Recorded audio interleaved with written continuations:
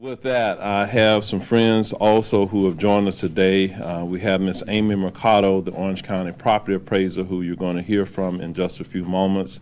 You also have Mr. Scott Howard, the Director of Communications for Orange County Public Schools, Mr. Phil Harris from the American Red Cross, Ken Chapman, the captain here for the Salvation Army, and Mr. Charles Williams, the FEMA representative. Also want to acknowledge we have several of our Orange County commissioners who have joined us here in the room, Commissioner Myra Uribe, as well as Commissioner Maribel Gomez Cordero. It has been 1 week since the most devastating part of Ian has roared through our county with high winds and massive rainfall and flooding, which you are all very aware of.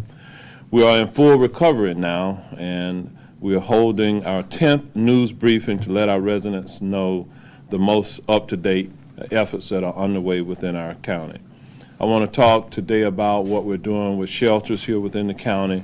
We still have one shelter that remains open. It is the South Econ Recreation Center, and at that shelter we have 116 people and 26 pets who remain at the shelter. We are working with our various social service agencies here locally to try to rehouse those individuals and provide appropriate services for them and their families.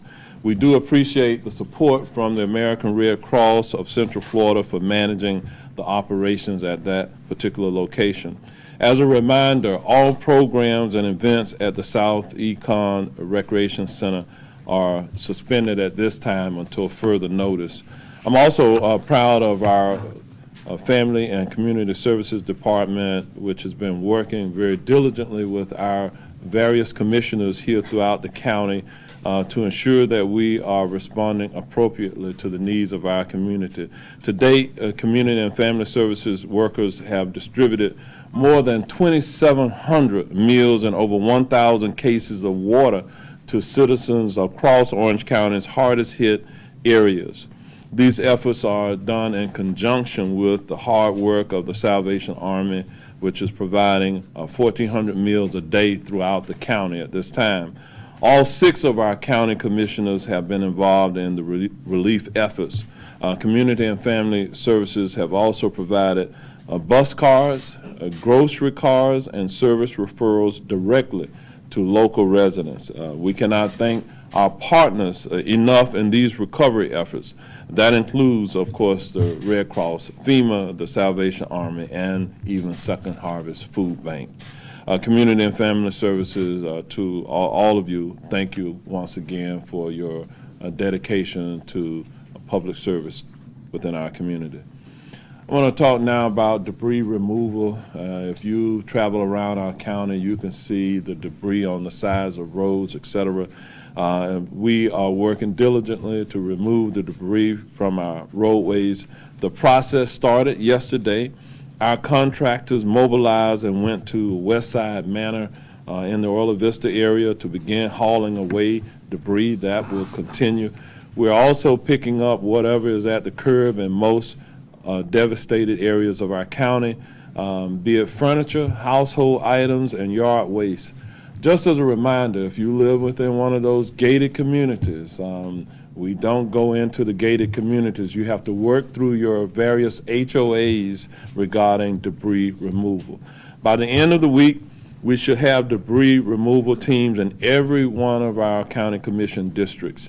It is estimated that it will take at least 6 weeks to remove debris from the entire county. And as a reminder, please, when you're putting your debris out, keep the sidewalks clear if you can, because we do have our children who have returned to school and they need to have use of those sidewalks and areas around their bus stops.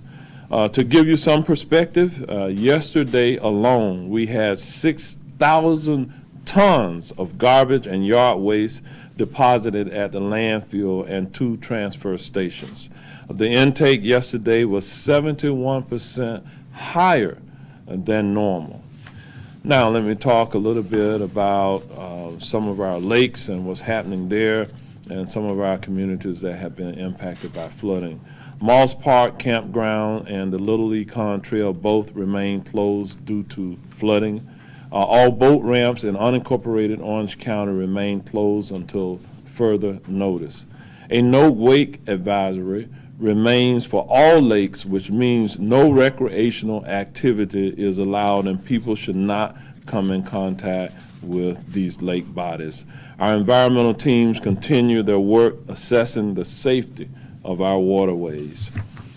And with that, I'm going to now ask our property appraiser, Ms. Amy Mercado, to come forward, and she'll talk to you about some of the efforts underway with the property appraiser's office to give estimates to damage within our community.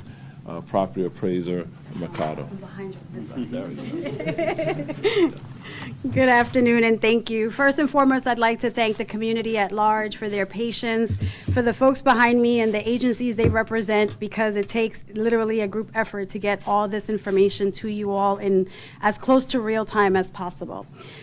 As of noon today, we have approximately $172 million in damages. That includes commercial, residential, and mobile homes. We have verified approximately 1,000 data points and have approximately 200 more to go. So we will continue to share information as it comes through. Some of those points were not accessible due to clearly flooding or accessibility problems, but as we get to them, we will share that information. So again, as of today, noon, $172 million in estimated damages, 1,000 data points have been verified, 200 to go. We will continue to work together to ensure that you have the most up-to-date and accurate information for all the agencies, including the community members. Thank you. Okay, thank you, Ms. Mercado. At this time, I'm going to ask our FEMA representative to come forward. The individual assistance and other assistance that is being made available through FEMA is well underway. I'm going to ask him to share with you some of the most current updates. Mr. Charles Williams. Thank you, Mayor. The community has been doing a great job of registering. We'd like them to continue that effort. As I always state before, my first preference for you to register is go to disasterassistant.gov. If that's not an option, then use your smartphone and download the FEMA app. And the last option is dial the 1-800 number. If you dial a 1-800 number, please pack your patience because that's covered nationwide. You will be on hold for at least 30 minutes. We are covering a whole lot of people are calling in, so it's not going to be dial a number, somebody going to talk to you. As you fill out your IA application or individual assistance application, we ask you to do two things first. The first thing is if you have homeowners insurance, call the homeowner insurance company to report your losses so you get your appraisals out there to get that done. Also, you have NFIP insurance. You need to call that agency and get your NFIP application done. This will help you get through the process of your insurance and recovery there. We have people in the community helping people register, and if you get a letter, initial letter from FEMA, please do not throw it away. I know that's the initial first paragraph say denied, but it's really telling you your application is incomplete. Something is missing. So if you have a letter like that, once the DRC open, I encourage you to bring your letter to the DRC and we'll provide help to get the missing information so we can get the help you need. But do not be turned off because the first paragraph says you have been denied. It's basically telling you that something in your application is missing, and at this time we cannot assist you without you not providing the missing information. If you hear nothing else I said, remember that right there. Denial is not denial. Denial is really I'm missing key information in order I need to make a decision. And with that, I'll turn it back over to the mayor. Thank you. All right, thank you, Charles. Next, we're going to hear from our Red Cross representative, Mr. Phil Harris. He's going to be followed by our school board representative, Mr. Scott Howard, and then you will hear from Captain Ken Chapman with the Salvation Army in that order. Hello, my name is Phil Harris. I'm the chapter executive for a chapter in North Carolina. My colleague Tamika Jewett and I, she's from Mississippi, we've been here in support of our local executive, Janice Moran. As the mayor said, we've got a good-looking shelter, fully staffed at Econ Trail, 116 clients. We have our health services professionals going through there, our mental health counselors, our spiritual health counselors, and then we're co-located with FEMA, so that gives the clients an opportunity to connect there. We, along with Salvation Army, doing feeding. We're doing what we call hot shots. We've been riding through the community, finding pockets that have needs, and we've been trying to put feeding in those spots. The work continues, as the mayor said, and as I told the mayor, that disaster relief is a team sport, and the Red Cross is proud to be part of that team. So thank you. Thank you, and thank you, Mayor. Mayor, thank you for your leadership and partnership throughout this. I'm Scott Howard. I'm the Chief Communications Officer for Orange County Public Schools. As of today, this morning, with Riverdale students returning to class, all 208,000 students in Orange County are back. Tuesday, we had 209 campuses that reopened, and today, the Riverdale students returned to East River, their new campus, their new home for temporarily, while we take care of the issues of flooding that had taken place during Hurricane Ian. This morning's return with students ran smoothly, and it really shows the cooperation between the East River University High School and Riverdale staff and teachers and administrators that work together to get the students on the buses this morning and get them out to East River. Last night, we had an open house for parents and students out at East River. Went very well. In fact, it's really great to see these two communities getting together. They have a slogan now, and many of you may have heard this already, but I'll repeat it again. 2 rivers, 1 family, and that's what they are. And you can certainly see that in the visuals that were there, and seeing the students, the high school students welcoming the elementary students was just heartwarming. So we're grateful to our maintenance and custodial teams, our local utility companies, our county, our municipalities, and staff that worked so hard to get our schools reopened. When we were here on Monday, we announced that we were going to reopen, and we've been able to do that successfully because of that. Extracurricular activities resumed this week, as well as extended day for elementary and middle school students. Any missed athletic competitions or other club activities, the schools are working to get new dates, and they'll update families as that becomes available. As you know, our students, their families, our employees may be in need of assistance. So far, we have received $3,500 through our Hurricane Relief Fund. We've had additional donations come in from corporate exceeding $16,000 towards that effort. And we want to thank those that are contributing. We do have not only a relief fund, but we have a resource area where our families can go on the front page of ocps.net, and they can click on the graphic Hurricane Relief and Resources and get a number of resources. They can also register there for items that they may be in need of, and so we'll help connect them with those resources. If you are a student, parent, employee, and you're in need of help, that's the place where you will want to go. So again, ocps.net, and you can also follow us on social media, on Facebook and Twitter. And I appreciate it, and thank you, Mayor. Thank you for the opportunity. I'm Captain Ken Chapman, the Area Commander of the Salvation Army for Orange and Osceola counties. First of all, I want to say, Mr. Mayor, what an honor it is to be able to serve under your leadership and the leadership of your incredible staff. I was on a divisional conference call with the Salvation Army headquarters today, and they said, we kind of apologize because everybody's focusing on Southwest Florida, and Orlando and Orange County is kind of the stepchild. And I said, Mr. Mayor, there's nothing ever stepchild about Orange County. So we have gone out, we're serving over 1,400 meals a day. We have a gym that is packed right now. Channel 6 did an incredible job with doing a donation drive. We are going as early as this afternoon. We've been going to the areas that needed it the most in Orla Vista, Bonnybrook, Cypress Landing, and other places like that off of Old Goldenrod, the Gulf Stream. So I was with Commissioner Uribe and her whole family, actually, Saturday. We were literally wading through floodwaters to take food and water to people who could not get out, had not been able to get out, and had no power.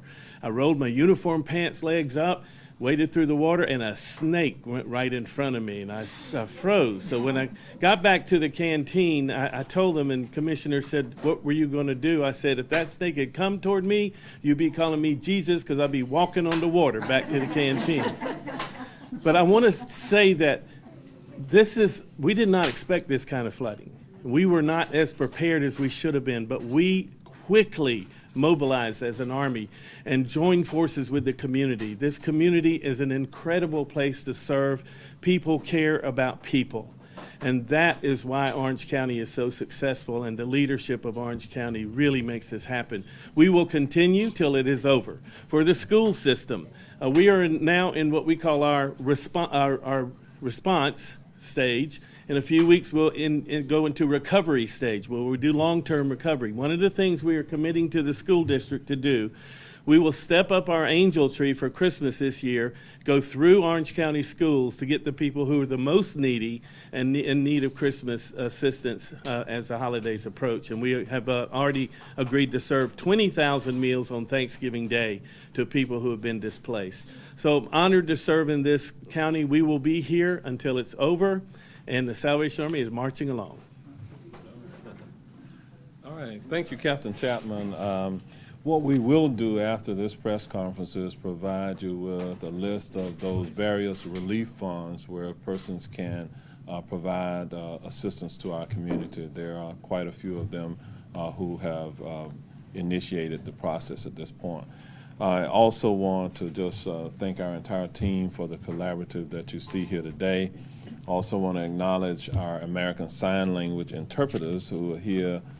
They have done a yeoman's job of assisting us in communicating with those who are hearing impaired within our community. We're going to open it up now for questions for the Spanish-speaking media. If you have any questions in Spanish, then I will call on one of my special assistants to come forward to assist in that process. Then different representatives here are also bilingual. So we'll open it up for any questions that you may have at this time. Mayor Yes. Demings, really quickly, Melissa Thompson, Florida National News. Obviously, with your comment about, Orange County kind of feeling like the stepchild, I did want to ask though, has your office worked with some of the other counties that have been affected? Like, how did you guys kind of collaborate in the response as it relates to the hurricane? Well, in a number of ways. We have communications with the other counties around us because we have to manage the flooding, the waters. They don't just stay within any particular jurisdiction. So because of the Shingle Creek Basin, water flows into surrounding counties and some of the other water bodies that we have. It impacts the entire region. So we have great communication between the counties because of that. We have great communications within the county. We share resources, and in fact, that is why we have an emergency operations center here. We work with the entire state of Florida, and for us to meet the needs of our mission here locally, we have to rely on resources from the state, the federal government, and sometimes we share those resources within the county itself.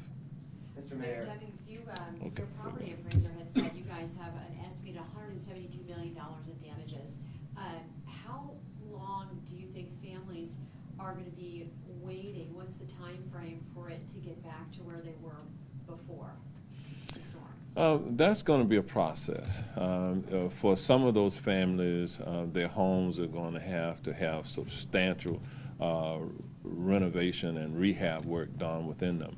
For others, it will be soon. Some will recover fully within a matter of days. Some it's going to take a matter of months to get to that point.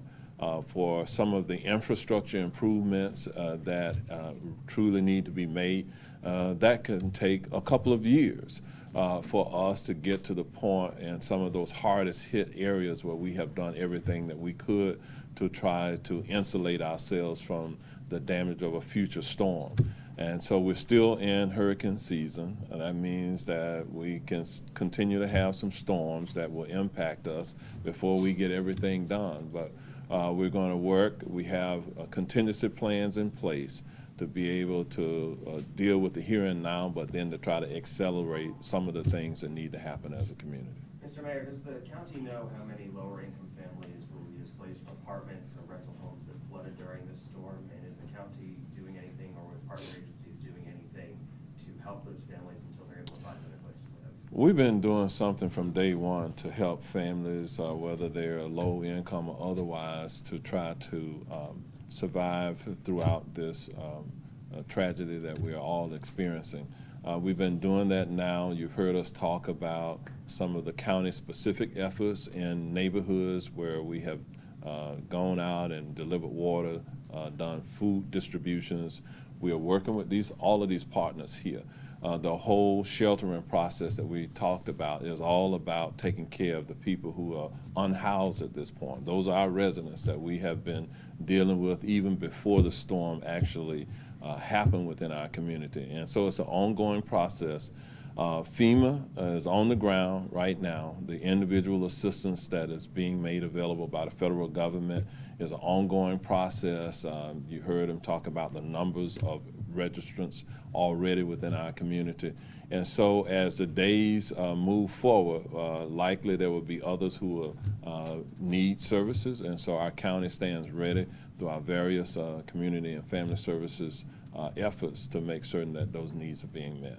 Mayor Demings, has Governor Okay. DeSantis reached out to you to schedule a visit here to Orange County?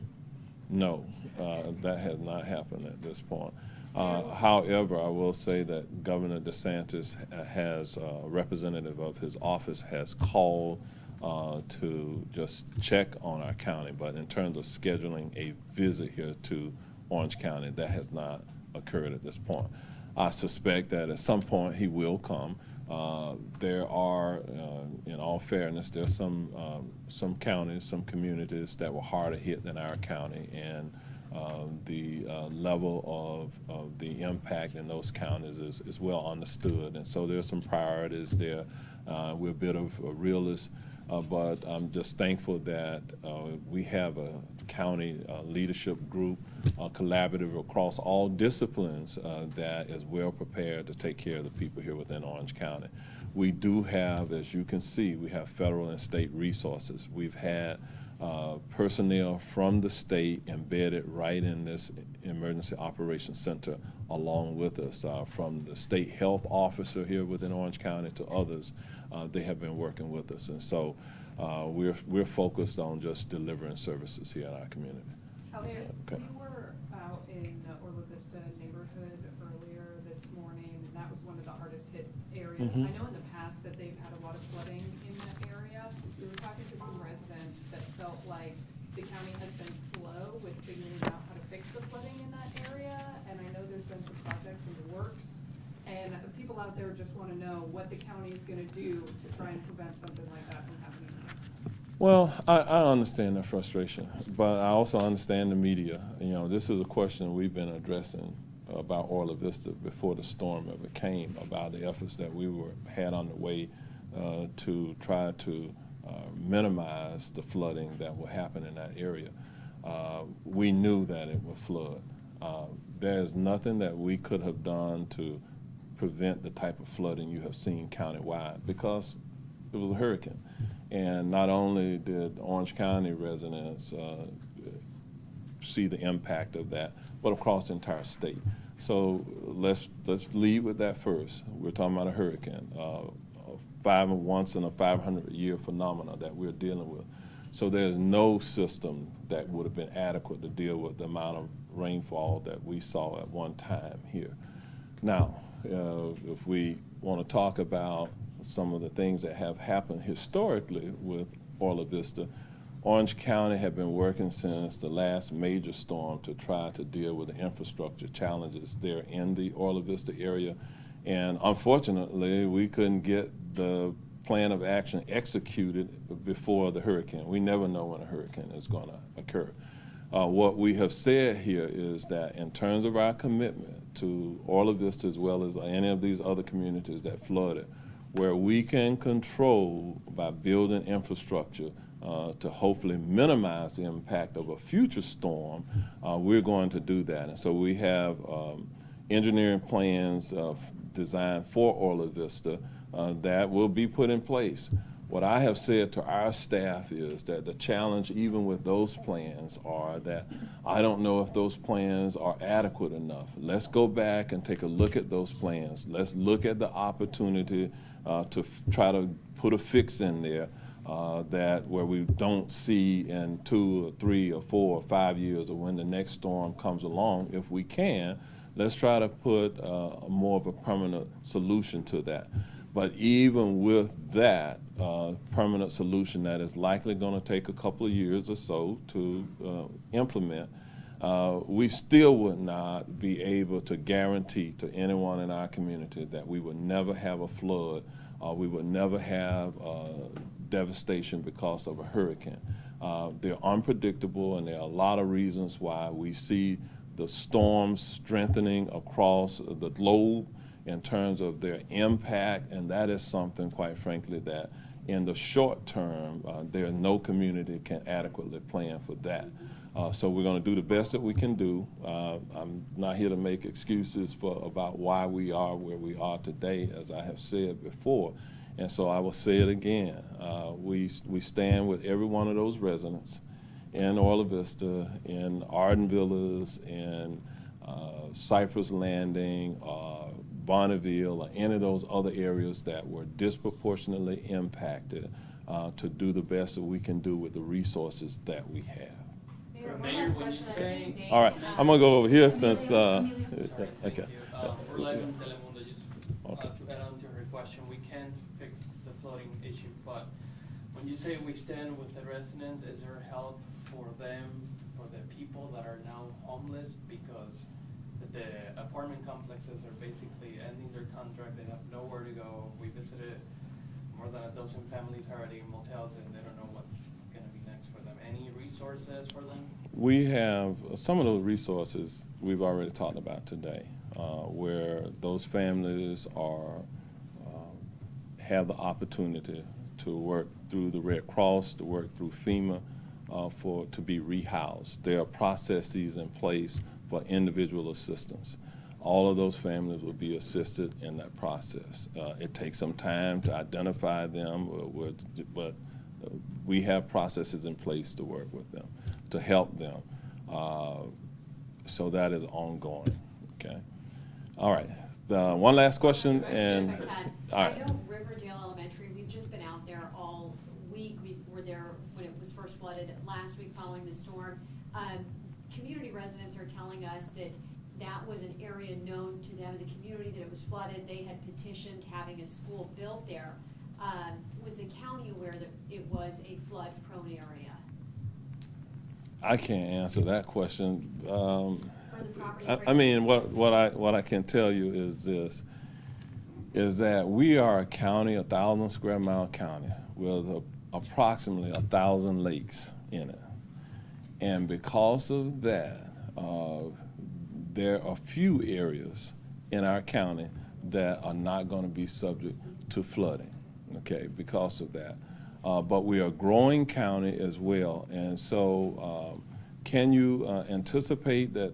Yeah, but you know, through our building codes and our various processes, what we try to do is regulate where the building will occur, so that we do not adversely impact the probability that a flood will happen in a particular area. But when you have a storm, a 500-year storm that dumps the kind of water that was dumped here, nothing would have been sufficient in order to preclude the flooding that you have seen across our county, across our state. That's just the fact of the matter, and as human beings, we just happen to be living through this experience, and everyone gets frustrated because of that. Who's to blame for that? You know, the county isn't to blame that a hurricane came and impacted us. The county isn't to blame because flooding occurred. What we can do a better job of is evaluating those unlikely probabilities and trying to plan for them. And that's what we're doing as a county. So anyway, thank you all for joining us today. We appreciate you for being here. And thank you to everybody that joined us. All right.